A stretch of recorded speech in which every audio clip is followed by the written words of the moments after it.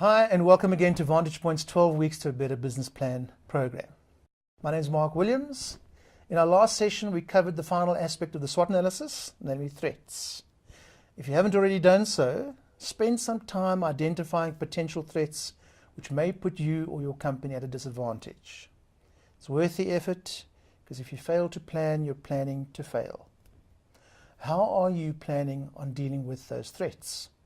Every business has risks and threats.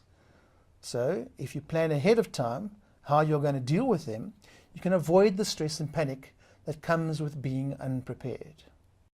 If you haven't viewed that session, there is a link in the description below. Today, we're going to cover part 1 of 2 episodes on your marketing plan. Any marketing needs to start with the customer in mind, not your product or service. You need to have an in-depth understanding of the needs of your target market and how your product or service meets those needs. So 3 things to remember about your marketing plan. Number 1, your promotional tools and methods need to be in line with your strategy, and they need to be relevant to your target market.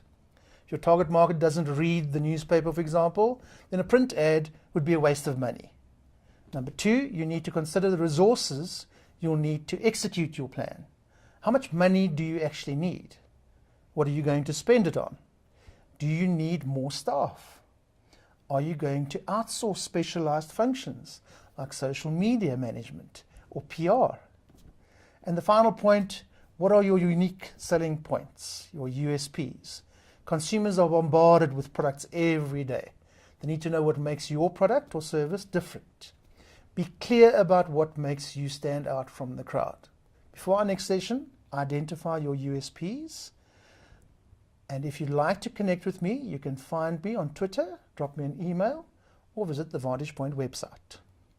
Join me in the next session as we look at the second part of the marketing plan, raising awareness, engaging stakeholders, and ensuring that your marketing approach is continuous.